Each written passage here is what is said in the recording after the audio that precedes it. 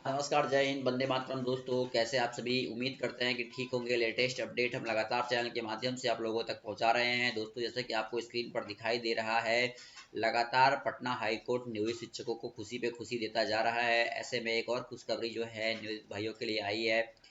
शिक्षा दे सकते हैं स्पष्ट रूप से हमारे जो भी नियोजन की जो प्रक्रिया थी, इसमें जो है इसे लेकर कहीं ना कहीं पटना हाई कोर्ट में एक बार फिर से एक जजमेंट आया है पटना उच्च न्यायालय का। और इसमें आप देख सकते हैं कि भाई स्पष्ट रूप से बहुत सारी बातें हैं जिसके बारे में हम चर्चा करेंगे। यहाँ पे लिखा है कि इंडिप्यूटेबली द पेटिशनर, यहाँ पे तमाम चीज़ें यहाँ पे जो आप पढ़ लीजिएगा जो भी चीज़ें, लेकिन हम मेन मुद्दे पर बात करेंगे। ठीक है ना? तो चलिए हम आगे बढ़ते हैं और देखते हैं। यहाँ पे गया और उसके स्थान पर बिहार प्रारंभिक शिक्षक नियोजन एवं सेवा शर्त नियम 2012 लाया गया। आप देख सकते हैं यहाँ पे लाया गया। उक्त नियमावली के तहत शिक्षकों की 3 श्रेणियां थी: पंचायत शिक्षक, बेसिक ग्रेड वाले, और यहाँ पे लिखा है उन पर कक्षा 1 से 5 तक के विद्यार्थियों को पढ़ाने की जिम्मेदारी थी। प्रखंड शिक्षक पर कक्षा 6 से 8वीं तक के छात्रों को पढ़ाने की जिम्मेदारी थी। और यहाँ पे आप देख सकते हैं कि यहाँ यह उल्लेख करना अनुचित नहीं होगा कि याचिकाकर्ता को 31 मई 2005 को शिक्षा मित्र के रूप में नियुक्त किया गया था और 1 जून 2005 को अपनी सेवा में शामिल हुआ। नियोजन नियमावली 1 जुलाई 2006 से लागू हुई।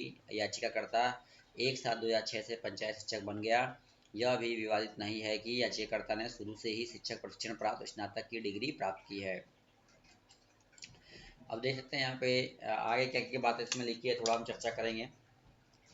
लिखा है कि 2012 नियमावली बनाने के बाद 2013 से स्नातक ग्रेड शिक्षकों के पद पर सीधी भर्ती के माध्यम से शिक्षकों की भर्ती की जा रही है। हालांकि पदोन्नति के 50% कोटे के संबंध में रिक्तियां अभी नहीं भरी गई। याचिकाकर्ता ने शुरू में जिला अपीलीय प्राधिकरण के समक्ष अपील दायर की।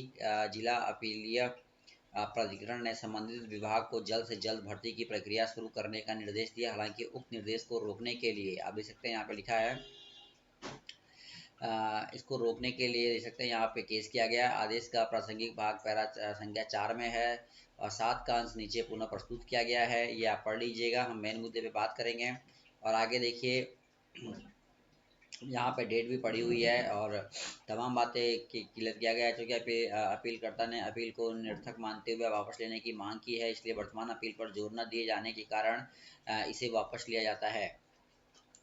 दूसरी ओर बात कर किया जा रहा है कि यहाँ पे देखिए लिखा है कि राज्य प्रतिवादी जिला प्राधिकरण द्वारा पारित आदेश को लागू करने जा रहे हैं। इसके बाद लगभग 4 साल बीत चुके हैं। याचिकाकर्ता और इसी तरह की स्थिति वाले अन्य शिक्षकों द्वारा की गई प्रोन्नति के संबंध में प्रतिवादियों की ओर से कोई कदम नहीं उठाया गया। राज्य प्रतिवादियों की ओर से वकील प्रतिवादी संख्या 2, और यहाँ पे मैं आपको दिखा देता हूँ क्या कुछ बातें यहाँ पे मुख्य रूप से जो है वो लिखी गई हैं, उस पर हम थोड़ा सा चर्चा करेंगे। चलिए मैं आपको दिखा देता हूँ। यहाँ पे देखिए लिखा गया है, चलिए थोड़ा सा हम आगे और चलते हैं, मेन पॉइंट पे आते हैं। हाँ, यहाँ पे आप देख सकते हैं, हम चलते हैं जरा, यहाँ देखते हैं। लिखा है कि यहाँ पे आप लिख सकते हैं, देख सकते हैं कि इस आपत्ति पर न्यायालय केवल इतना कह सकता है कि विभागीय गलती और निष्क्रियता के लिए किसी निजी पक्ष को दंडित नहीं किया जा सकता है। यह ऐसा मामला है जिसमें भारतीय संविधान के अनुच्छेद 14, 16 और 21 के प्रावधानों का घोर उल्लंघन हुआ है। 14 विधि के समक्ष समानता है, 16 सरकारी नौकरियों में समानता है और 21 जो है वो निजता का अधिकार है।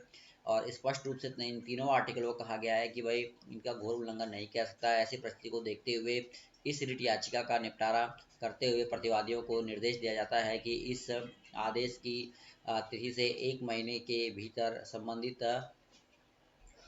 ब्लॉक के पंचायत शिक्षकों की प्रचलित आरक्षण नीति के साथ क्रमोन्नति सूची तैयार करें।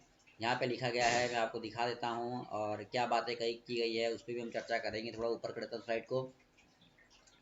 क्रमोन्नति सूची तैयार करें, तत्पश्चात रिक्त पदों की वरिष्ठता के आधार पर 50% जो है पदोन्नति कोटा से भरा जाएगा।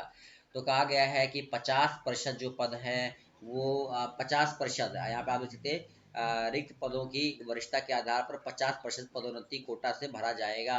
यानी कि 50% पदों को पदोन्नति से भरने के बाद जो है उन्हें शिक्षकों के लिए की जा रही है और आवेदन की तिथि 90 दिनों के भीतर ये पूरी कर ली जाएगी। तो मात्र 90 दिनों का ही समय भी दिया गया है।